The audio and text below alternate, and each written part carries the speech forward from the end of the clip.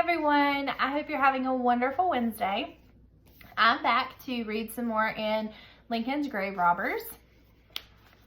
We'll be starting chapter 6 today, and this is titled Boodle Game. And we have a photo of Jack Hughes on the very first page. There's Jack. All right, here we go. A young man named Jack Hughes strolled the bustling streets of Chicago in no particular hurry. Hughes wore a well-tailored suit, and the skin of his face was nearly covered with a bristly mustache and a thick black beard. Hughes stepped into a store, picked up a few small items, and brought them to the counter. He handed over a counterfeit bill, accepted change in genuine currency, thanked the clerk, and walked out with a nice little profit.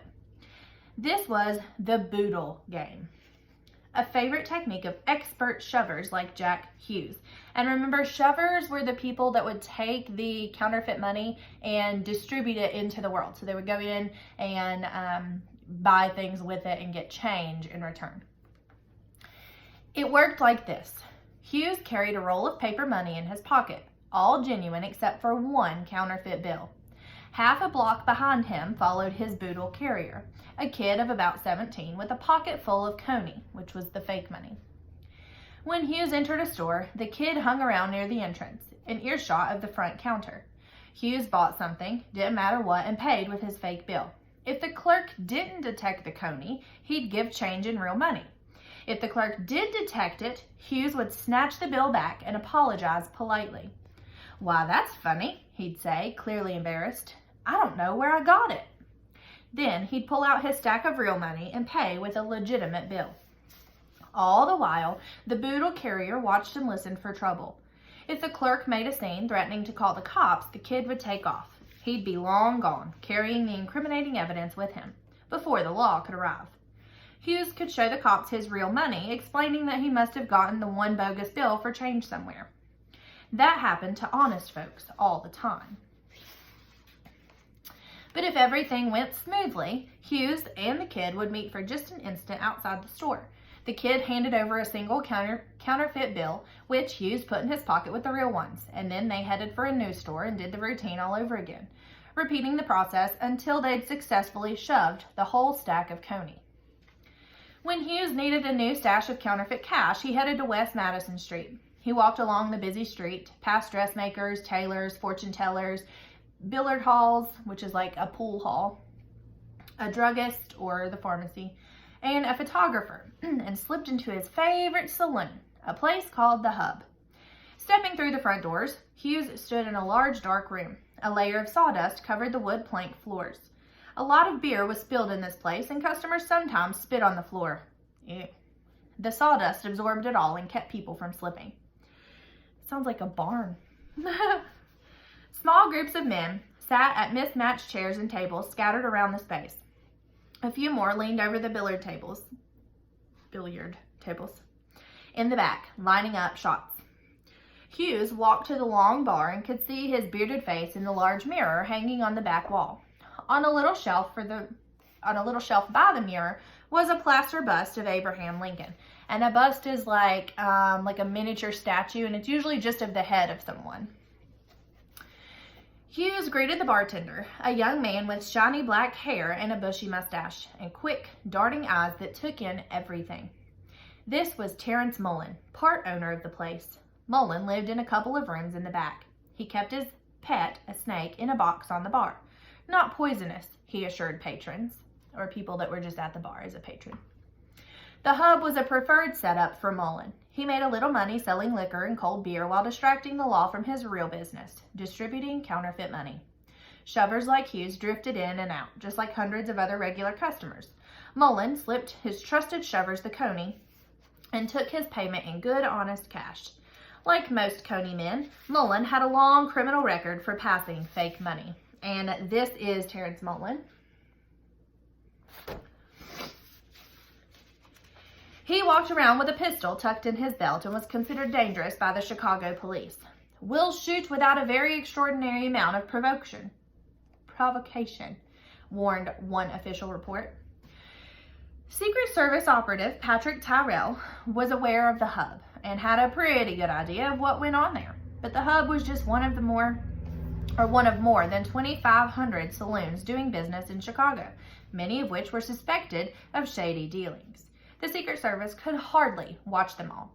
And remember, before the Secret Service protected the president, they were solely designed to stop counterfeit money. That was their sole purpose. That was their only job as the Secret Service, was to stop counterfeit money. Then Tyrell got an unexpected break. The Chicago police had tailed a teenage kid, well known to the cops as a boodle carrier. Then Tyrell got an unexpected break. The Chicago police had tailed a teenage kid well known to the cops as a boodle carrier. They collared the kid with pockets stuffed full of coney. Desperate to lighten his sentence, he offered to talk. He'd tell police anything they wanted to know about the shover he worked for, a guy named Jack Hughes. Tyrell rushed to the police station to question the kid. Tyrell knew Hughes by reputation. He knew Hughes had been arrested in Chicago for passing fake fives a year before.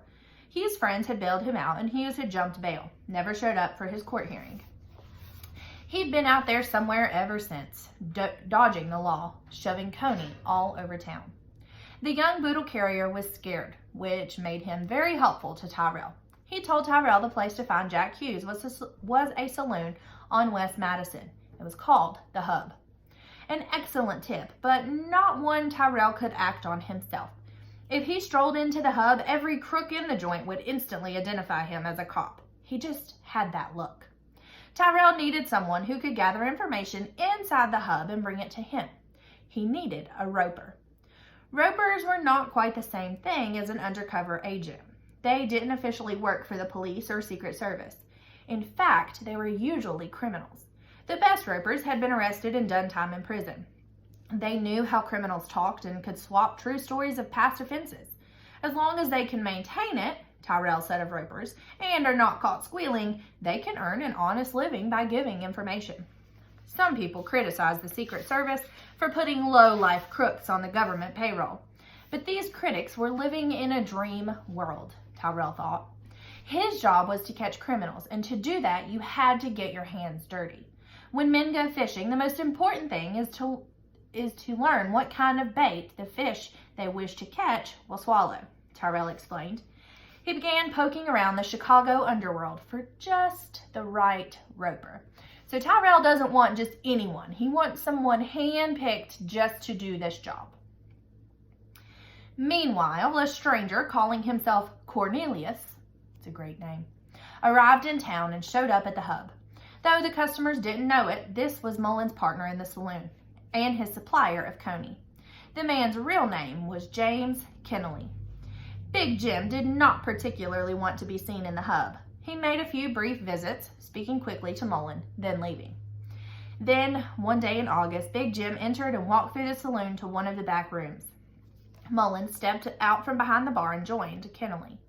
Jack Hughes walked in moments later. Then came Herbert Nelson, a successful freight company owner and one of Kennelly's most trusted coney distributors. None of the participants kept a record of this closed-door meeting, but we can piece one together based on later events.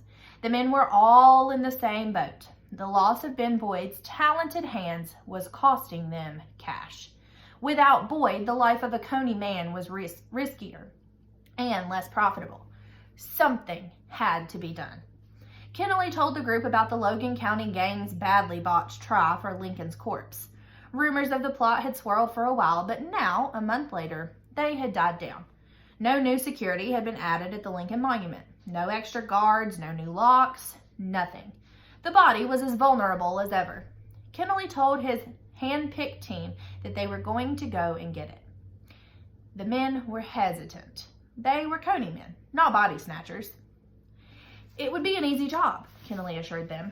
Big Jim didn't discuss the fine points of his plan, but he did add one more detail of interest. If they did the job right, in addition to winning Boyd's freedom, the gang would divvy up $200,000 in cash. That did it. Mullen, Hughes, and Nelson were in. But over the next few days, Nelson started to get cold feet. He owned a fleet of wagons and made decent money hauling freight around Chicago. It was a good thing, and he didn't want to risk it.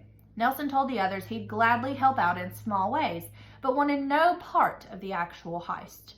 Mullen and Hughes started looking for a new third man. All right, so things are starting to get interesting. We're starting to see that they're planning to somehow fix the issue of Boyd being in prison. I wonder what they're going to do. I guess I'll find out tomorrow.